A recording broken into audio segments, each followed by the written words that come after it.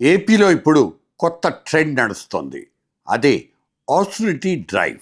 అంటే ప్రభుత్వ ఖర్చులు అమాంతం తగ్గించుకోవడం. మరి ఇది నిజంగా దివాళా తీసిన రాష్ట్ర ఖజానాని కాపాడే అద్భుతమైన మాస్టర్ స్ట్రోకా, లేకపోతే జస్ట్ మీడియా హెడ్లైన్స్ మేనేజ్ చేయడానికి ఆడుతున్న పొలిటికల్ గిమ్మిక్కా? సందేహాలు అనేవి కామనే. సరే, let's go into the details. CM Chandrababu Naidu, deputy CM Pawan Kalyan ఏకంగా తమ కాన్వాయ్లను కేవలం 3-4 వెహికల్స్కి కుదించేశారు. మొన్నటి హైదరాబాద్ బహిరంగ సభలో స్వయంగా ప్రధానమంత్రి నరేంద్ర మోదీ చెప్పిన పొదుపు మంత్రాన్ని ఇప్పుడంతా ఫాలో అయిపోతున్నారు. ఆయన చెప్పిన 7 సూత్రాల్లో ఇంధన పొదుపు అనేది టాప్లో ఉంది. ఇందులో భాగంగానే విఐపీలు తమ కాన్వాయ్ కట్ మీద ఫోకస్ పెట్టారు. చంద్రబాబు ముందు వరుసలో ఉన్నారు. నిన్న మొన్నటిదాకా మనవాళ్ళు బయటకు అడుగు పెట్టారంటే రాజు వెడలే రభసకు రవి తేజబులర్రగా అనేలాగా ఉండేది. ఖరీదైన bullet proof cars, security vehicles, వందిమాగదులు, ఆ వెనకే వందలాది వాహనాల్లో అనుచరులు. అంతా సినిమాటిక్ కాన్వాయ్ కల్చరే. ఏళ్ల తరబడి సైరన్లు మోగించుకుంటూ డజన్ల కొద్దీ ఫార్చ్యూనర్లతో దూసుకెళ్లే విఐపి కల్చర్ చూసి విసిగిపోయిన కామన్ మ్యాన్కి ఈ న్యూస్ భలే కిక్కిస్తోంది. సోషల్ మీడియాలో అయితే సూపర్బ్ గవర్నెన్స్ అంటూ పబ్లిక్ తెగ కితాబులిస్తోంది. ఈ పోస్టుల్ని వైరల్ అయ్యేలా షేర్ చేస్తున్నారు కూడా.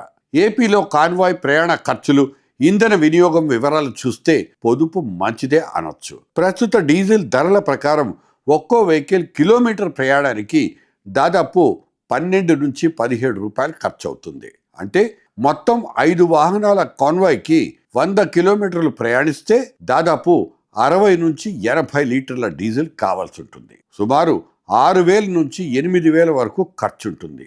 ఈ లెక్కన ఎంతమంది విఐపీలు, ఎంతమంది అధికారులు, ఎంతమంది చిన్న చితక ప్రజాప్రతినిధులు ఎంతెంత ప్రజాధనాన్ని వృధా చేస్తున్నారో మీరే లెక్కలేసుకోండి. స్వయంగా ప్రధానే చెప్పారు కదా, పొదుపు చర్యలు మొదలయ్యాయి. కానీ గ్రౌండ్ రియాలిటీకి వస్తే కథ పూర్తిగా వేరేలా ఉందనిపిస్తుంది. ఏపీ అప్పుల భారం సుమారు 10 లక్షల కోట్లకు పైనే ఉందనేది ఓపెన్ సీక్రెట్. 6 కార్లు, 4 విదేశీ టూర్లు తగ్గించినంత మాత్రాన రాష్ట్ర ఆర్థిక కష్టాలు గట్టెక్కిపోతాయా? అసలు ఛాన్సే లేదు. బడ్జెట్లో ఉన్న 1000 కోట్ల డెఫిసిట్ని ఈ చిల్లర పొదుపుతో కవర్ చేయడం ఇంపాసిబుల్. కానీ గుడ్డి కన్నా మెల్ల కాస్తో కూస్తో బెటర్ కదా.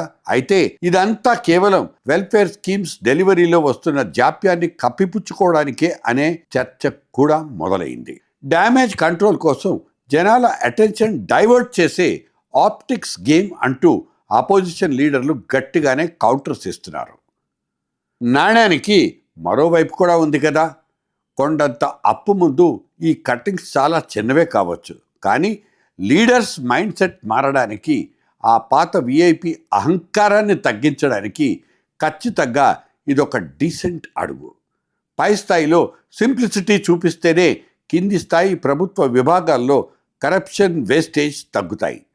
ఇప్పుడు మన ముందున్న అసలైన ప్రశ్న ఏంటంటే, ఈ కాన్వాయ్ల కుదింపు కేవలం ఫోటో ఆప్స్ కోసమా, లేక నిజంగానే రాష్ట్రాన్ని గాడిన పెట్టే కఠినమైన ఆర్థిక సంస్కరణలకు ఇదొక టర్నింగ్ పాయింటా?